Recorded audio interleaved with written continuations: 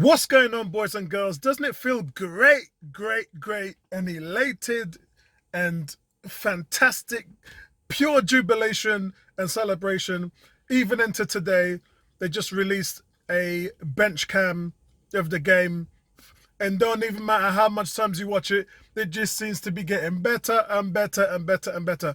God knows, I think I watched the highlights about 20 times, and when Tony was talking about that there was a Gillette breakdown of the Aubameyang goal, I just went back and watched it another 3 times on the stream last night. But thank you for everybody who came on the stream last night. I know I sort of had to try and make up some content for last night, which was 5 things to look forward to since we saw that game. But really, I just wanted to get everybody in and party, man.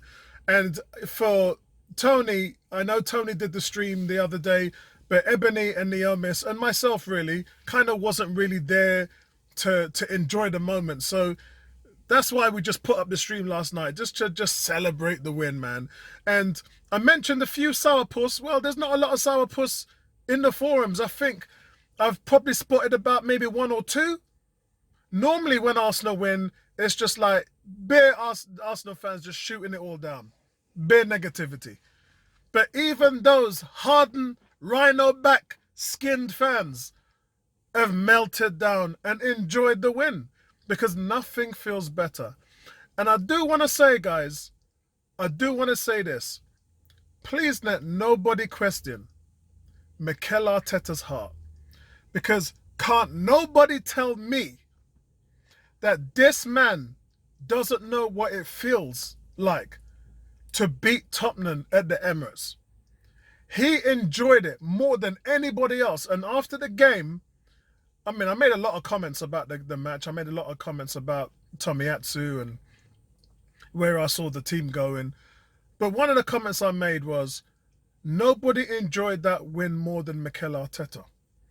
Because this guy's had to wait patiently to deal with the bad culture, wait patiently to get rid of 21 players, wait patiently for 9 of these players to come back into the first team. Yeah? After the first 3 games, after suffering all the injuries and COVID issues and everything else. He has been the one, and me to a point. Yeah, I've been sitting back silence in the back row listening to all the meltdown and the fans just losing their shit. But isn't it nice to finally come to the fray and see this thing just blossom in fruition? It's a beautiful thing, guys, because it weren't just a Spurs game. This thing's been boiling up for quite a while. And that's why, you know, me and Tom Aston had a couple of words on the forum when he talked about Xhaka today, and I talked about Sambi, and I think I got it wrong and said that he didn't play in the Chelsea game.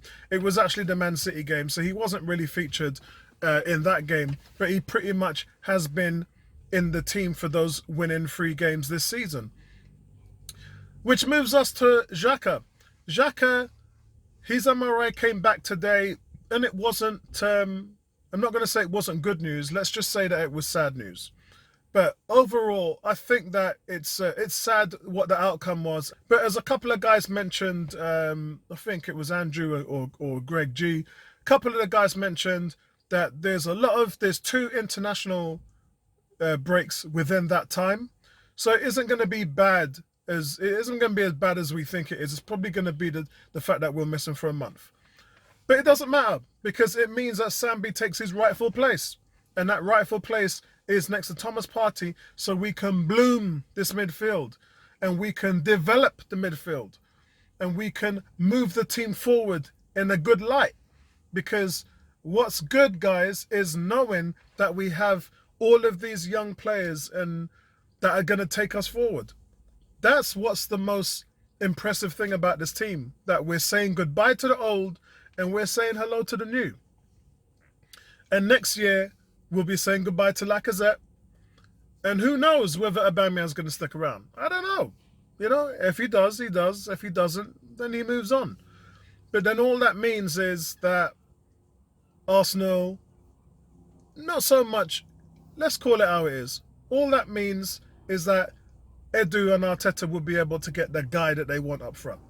That's all it means. And then you'll have a complete sweep of Edu and Arteta's team. Yeah? So we ain't arrived yet, guys. We're not there yet. We're on our way, but we're not there yet. And big shout out to all of you guys who have been patient and listening to all the abuse that Arteta's been taking to finally see that we're starting to be competitive again. And that's what it is. Nobody's talking about top four. I know there's some foolishness on Sky Sports where they were talking to Paul Merson, and some foolishness on BBC where they were talking to Ian Wright. But the fans know better. The fans know that our target is to get back into Europe. That's our target. And that means a top 6. So, and I think that I can gladly say that the team is competitive enough in order to challenge for that. Nobody's saying that they're going to get there. Remember, I said we're going to finish 8th. And a lot of the panel members said between 6 to 8. One of them even was outside of that. Big shout out to you, D, because D was like, we're going to finish 11th or 13. Man's telling it like it is. But the fact of the matter is if Arteta can get them competitive this year, and that means just getting on the field with the right team sheet, yeah, his first 10 or 11, I have to say 10 or 11. I can't even say 11 because of Xhaka, can I? So I say 10 or 11, depending on who plays out as Xhaka and Sambi. But you've got your team now. You got your team. You sweat blood and tears for 18 months, Arteta. Yeah? You bared that fruit. And it's blossoming now. And you're starting to see what an Arteta team looks like. Not an Emery team, not a Wenger team, an Arteta team, which I've been telling you guys for over a year. And you ain't been listening. Yeah? Now you're listening. Now you're starting to see the wood through the trees. Because this is what Arteta's team looks like. He has been told time and time again, and I hate when I hear some Arsenal fans on social media talk about, we ain't got no identity. What's our identity? What's our style of football? You knew that from the first 6 months. When you saw Arsenal dominating teams, you knew what it was. The problem is after the Maitland-Niles fiasco, when we got rid of our goalkeeper, and the goalkeeper, Aaron Ramsdale, shows you how important it is to have a goalie who can start attacks from his distribution.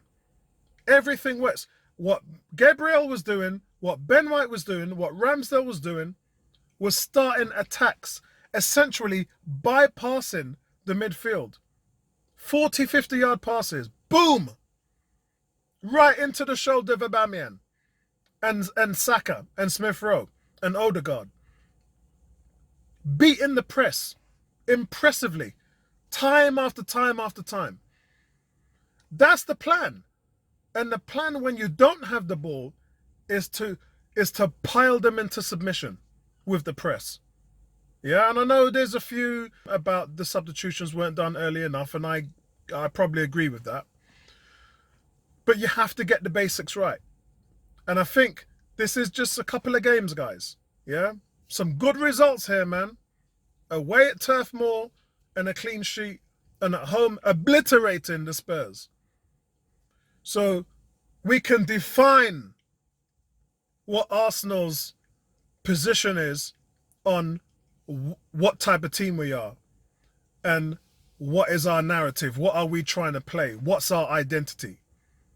Yeah, I'm embarrassed to hear Arsenal fans say that over the last year. Yeah, so we move on to Daniel Ek. Now, Thierry Henry came out yesterday. He was at the game sitting next to Daniel Ek, enjoying the win. And he was saying, this is a long-term plan. We're still in it. Well, my brother, a couple of things right here. It's great that you've sided with Daniel Ek and it's a long-term plan and you're looking at 1 point to own Arsenal. It's great. Yeah, I admire your tenacity. But the word tenacity means that if you want to go after something, you will break mountains. Yeah, bend bars to get what you want. And that little degga bit, that, to me, that was showing that you weren't serious. And that was showing that you probably wanted some PR for Spotify. It didn't make me feel like, as an Arsenal fan, that you wanted it badly enough that you would give Stan and Josh Kroenke that much money to seal the deal. Like I said, when I was talking about it at the time, I compared it to the moving home syndrome, where you walk up to a man who's got £1 million house, you knock on his front door, and you say, brother, I love your home, you know. Your house is worth £1 million. But you know what? I love your house so much that I'll give you £500,000 for it. You ain't going to be getting a home. And that's exactly what happened to Daniel Ek. You're telling me you wanted to own Arsenal so much, that badly, that you offered an undervalued quotation for it. The bid that you offered was nowhere near the valuation of the football team. So unless you're going to come in with 2.5 billion minimum, then you can sit next to Thierry Henry all you like at the Emirates and enjoy this thing. Because right now, and I've been saying this for a long time, you guys who've been on this channel know I've been telling you the problem's not the Kroenkes. The Kroenkes have spent more money on their football team than any other team in the last 3 seasons.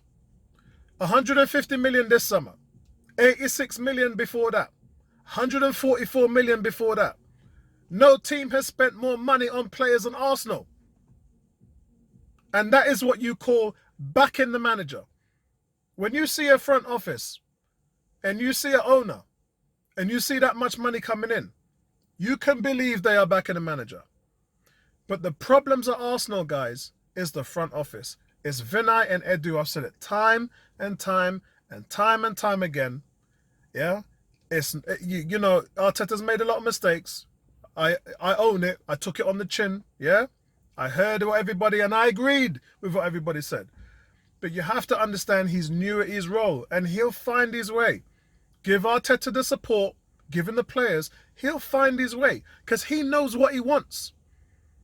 Arteta has blueprinted this thing since he was at Barcelona. As a youth, he's blueprinted it. He knows what good looks like. He knows what works and what doesn't work. And he's been trying a lot of things. Some things have come off, and some things have failed miserably. Give him the time to get it right, because he's Arsenal through and through. Yeah? And if it works and it all pans out and this thing starts rolling and gathering momentum, we're the ones that are going to be benefiting from it. Because we're going to have an Arsenal man in charge, playing the Arsenal way, wearing those Arsenal values and flying that Arsenal flag for you. So you can pass me all the constructive criticism that you want, but I've always been Arteta in, and you lot have known that. Not one day have I said Arteta out. Believe me, yeah? I think only probably Ebony Kingston and Tom Aston and maybe Jay has been on that banner. Everybody else has said, nah, I've seen enough, I've had enough, Arteta out. So, as far as Daniel Ek goes, bro, you ain't serious. Show me you're serious, and I'll take you serious. And that's where I'm going to leave it with him. But for the rest of you guys, just keep enjoying the week. Keep enjoying the love. Keep enjoying the positivity, the feel-good factor. And keep phoning and texting your Spurs friends and ask them how they're doing. Because they're not doing very well right now. They're suffering. And I've been on the Spurs forums watching Expressions videos and kicking back and relaxing, enjoying this week in the misery of Spurs fans. And it's a good time to be an Arsenal fan. I'm not going to lie. 10th in the table. Let's keep climbing, guys. And I'll see you in the next one. Peace out.